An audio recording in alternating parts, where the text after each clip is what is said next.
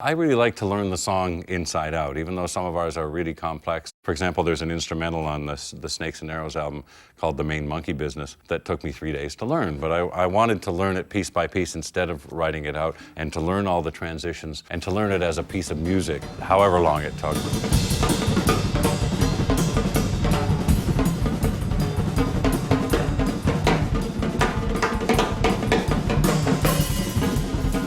It's not time wasted for me, that while I'm playing the song that many times, I'm learning more about it, I'm learning more about what will work. I stumble upon things that become excellent, to me, elements of the final piece. So I've never used notation. It's like I said about the traditional grip, match grip thing.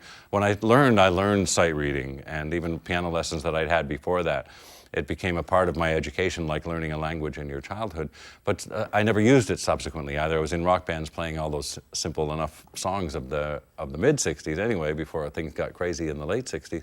But I just found I've often been tempted to find some kind of notation shorthand that I could use, especially in a case like that, The Monkey Business, or another song in this album, Far Cry, where it had this recurring syncopated part that was very complex to learn. And again, that song took me a while to learn in a musical way.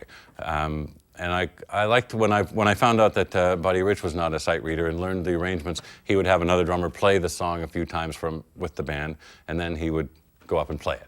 He's a faster learner than I am, but the philosophy is the same, that I like to learn that song inside out, whatever piece of music I'm working on, to feel so comfortable with it, and to make sure that I'm playing the best possible thing for this part and that part. And everybody has an approach that's comfortable with them, because it's about your character. And I am the kind of character I like to be prepared. Whatever I do in life, you know, if I go on a motorcycle trip, I'm going to have every spare part I need, and I'm going to have a first aid kit, and I'm going to have my rain suit. You know, it's just the way that I like to be, and then because I don't like regrets, and musical regrets are the same as traveling regrets. I think if you wish you had something and you don't, or if you listen to a piece of work you did years ago and damn, I wish I'd done this or this or this.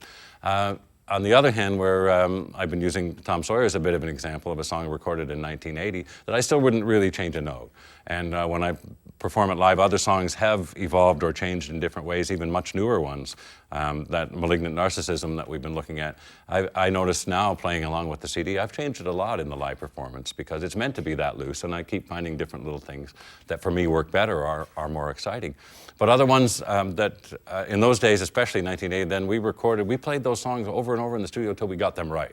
You know, there was no Pro Tools, there was no digital editing in those days. There might be a bit of tape editing where you could take half of one, take half to another, but we didn't anyway get involved in much surgery in those days at all. It would really be as much as broad as that. So we had to play those songs till we could play them right, and I had to play them until I could play them right. But the great thing about that was each time I played it, I would try something new, or say, okay, that figure I did in the last verse, if I add a couple of things to that figure, I love that kind of architecture that's detail driven.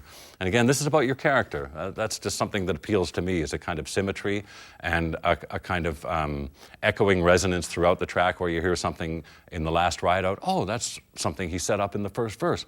I like all those congruences, and they please me, so that's an example of the way that my character drives me as a musician. So I like that slow approach to it. I love rehearsing.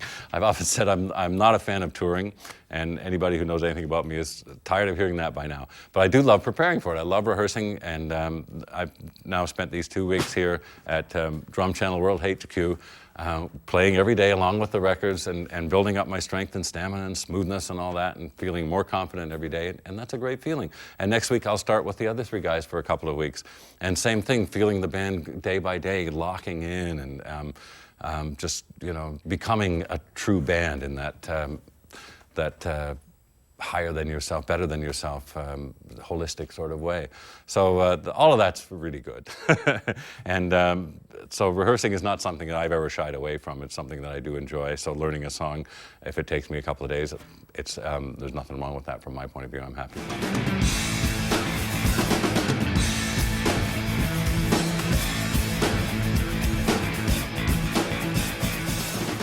Education, music, conversation, you know, just a dialogue among drummers of all kinds, and a chance for them to meet each other, if not personally, at least electronically, and promises to be a kind of a great new talking drum channel, a chance for all of us to converse and share all around the world.